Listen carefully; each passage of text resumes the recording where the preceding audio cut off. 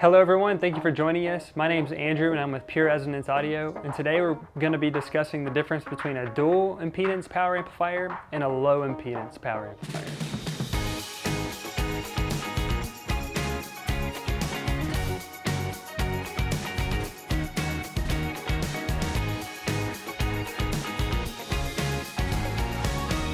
So here in front of us we have two of our power amplifier models. On this side we have the LA21000 and on this side we have the DA2500.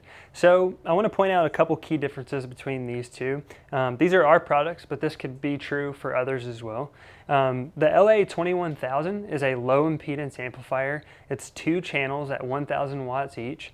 Low impedance only, and so you're only going to be able to run speakers that have low impedance capabilities. So you're talking about like 8 ohm, 4 ohm, that kind of verbiage.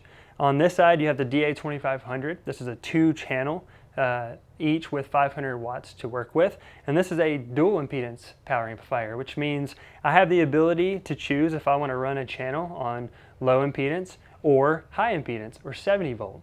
And so depending on the application and what you're trying to accomplish within your sound system, one or the other might be a better fit for you. For instance, if I am running a gymnasium system with low impedance speakers only, maybe I'm using big cabinet speakers that are 8 ohm speakers and I need a lot of power, this LA21000 might be a better option because it's going to give me a lot of power, 1000 watts per channel, and low impedance only, and so I'm going to be able to drive those speakers really hard.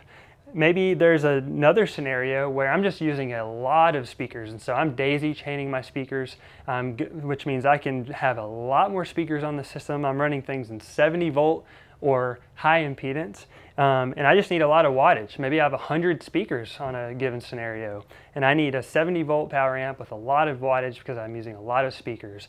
At that point, I could use something like the DA2500.